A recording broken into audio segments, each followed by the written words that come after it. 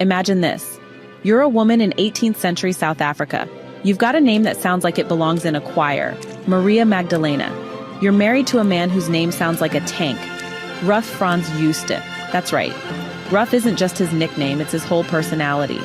Now, Franz is what you'd get if you crossed a wooden table with a thunderstorm. A knurled farmer who spent his blessed savings on negotiating for a bride price. Romantic, right? Not quite. He didn't buy a wife. He bought a punching bag with a French accent. And unfortunately, that punching bag is you.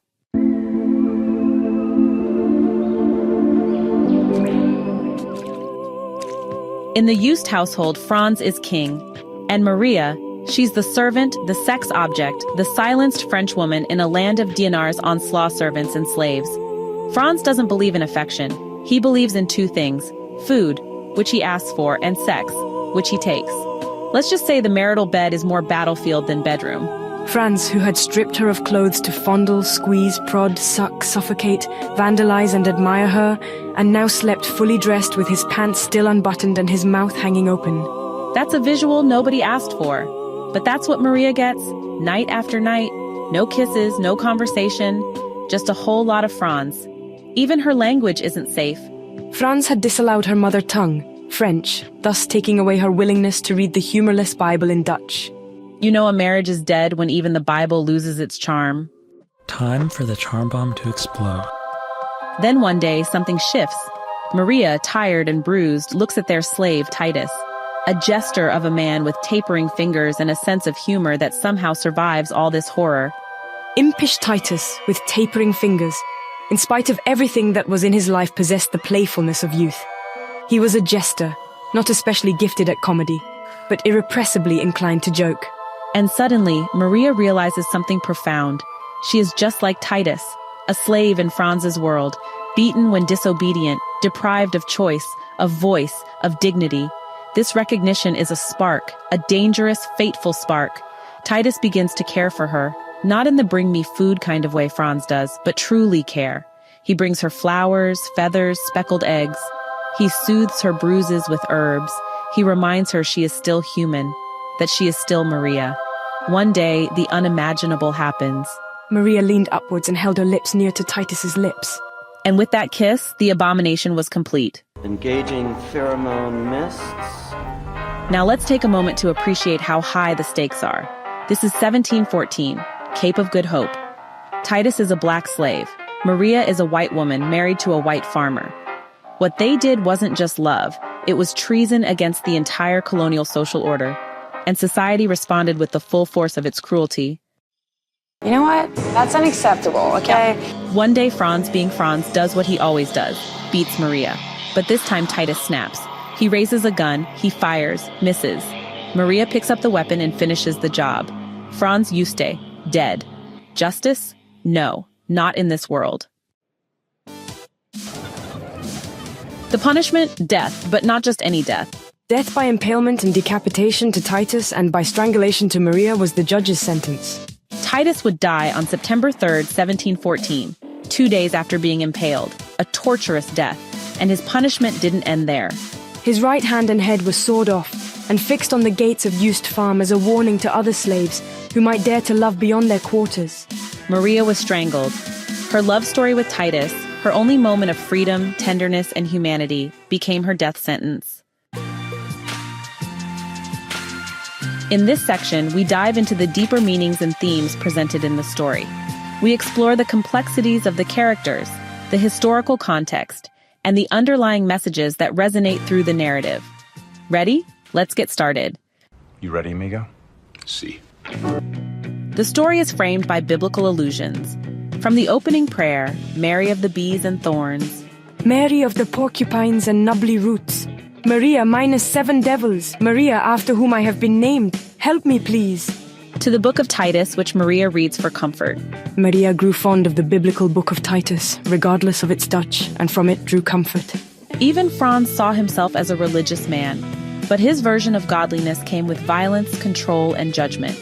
In the eyes of the court, a contemptible slave guilty of carnal intercourse, a woman who gratified her foul and godless lust. But in truth, they were soulmates, and that is the title of the story. Soulmates. Now let me tell you why Soulmates floored me. First, the writing is stunning. There's a rhythm to it, a visceral texture, especially in the opening paragraph, which I had to quote for its poetic power. Alex Smith writes like someone casting spells.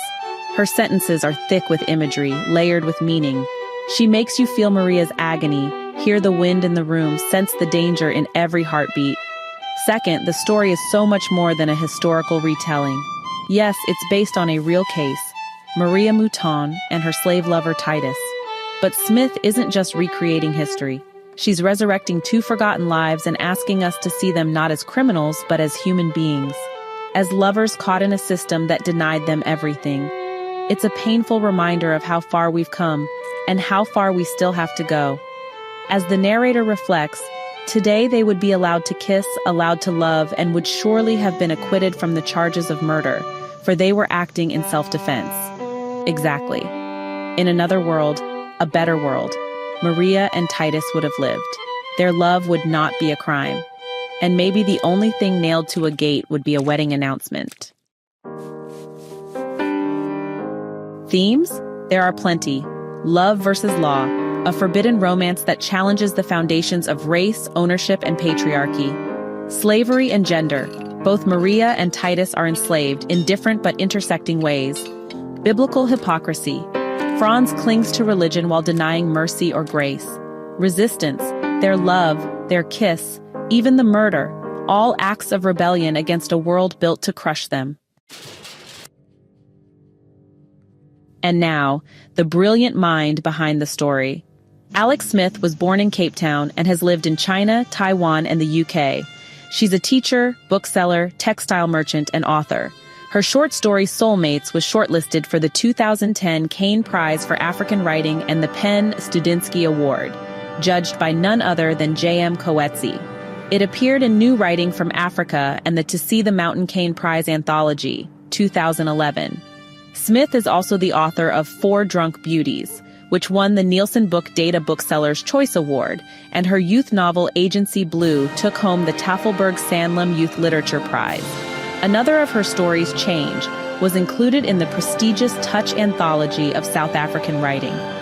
With Soulmates, Alex Smith has proven she's a master of language and emotion, someone who can take a brutal historical footnote and turn it into a haunting masterpiece. So what do you think? Should Maria and Titus be remembered as criminals, or vindicated as victims of a cruel time? If you're as moved by this story as I am, you can read the historical account that inspired it linked below. And definitely check out Alex Smith's work. Don't forget to like, comment, and subscribe for more African literature deep dives. Until next time, read bravely, love boldly, and may your soulmates never have to be martyrs. Hey, thanks so much for hanging out with me today. If you're interested in diving deeper into this book, I've left some links down in the description. You can use it to grab yourself a copy and keep the adventure going. And if you're in the mood for more great reads, don't go just yet. Click on one of the videos popping up right now that I think you'll love.